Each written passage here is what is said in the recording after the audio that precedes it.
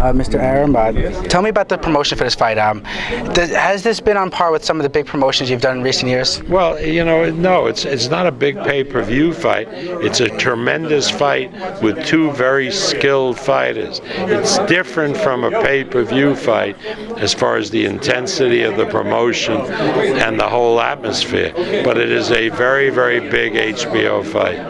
Tell me about, of course, the large Filipino community here. I've heard a lot of people buying tickets. How are you what are you anticipating tomorrow in attendance? Well, we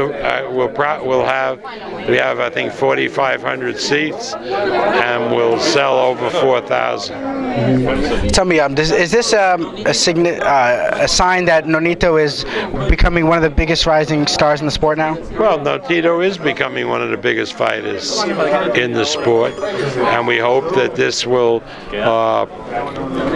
make him into the beginning of making him into a superstar a la Manny Pacquiao. You know, of course, you've promoted Manny Pacquiao for a number of years now. What challenges and hurdles have you found in promoting Nonito that you haven't with Manny? Well, first of all, the size difference, the opponents, but Nonito made a real huge statement last February when he fought Montiel and knocked him out in the second round. I think we're going to build on that with this fight, and Nonito Donaire, believe me, will be a superstar. Do you think Nonito could ever reach Manny's level or even surpass it? Nonito will reach his own level. Nobody reaches the same level. Has Manny Pacquiao reached Ali's level? That's debatable.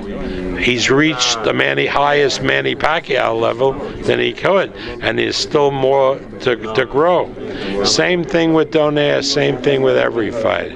When people ask me who's the next Manny Pacquiao, I laugh at them, because there's no next Manny Pacquiao.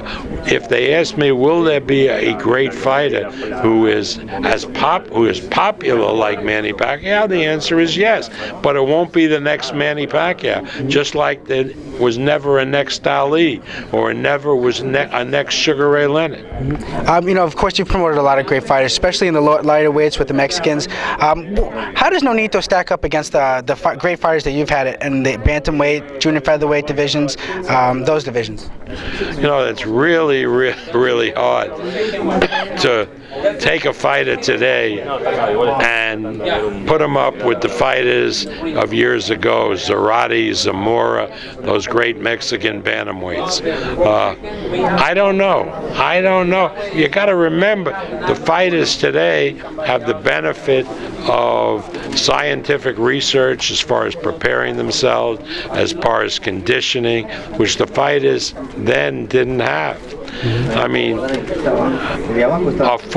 American football players who played in the 50s and 60s as good as the players today, well, they sure as hell don't look as big and as strong. I don't know, but what happens if they were able to train the same way as the players today? How would they stack up? And you can't answer that question.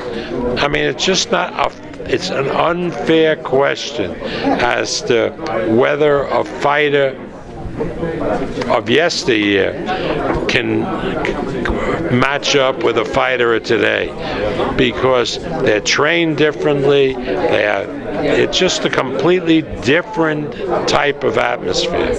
I saw Juan Lopez here. Is that something that you think would be a good opponent for Nonito in the future? Yeah, well, Nonito is blessed with a huge number of great fighters in the bantamweight, super bantamweight, and featherweight division. So he's not going to lack for really good opponents. Final question: if Juanma and Donaire fought, you see how the turnout here for the small room. You think that could be a big room fight? Oh, that would definitely be a big fight for Madison Square Garden. Thank you so much.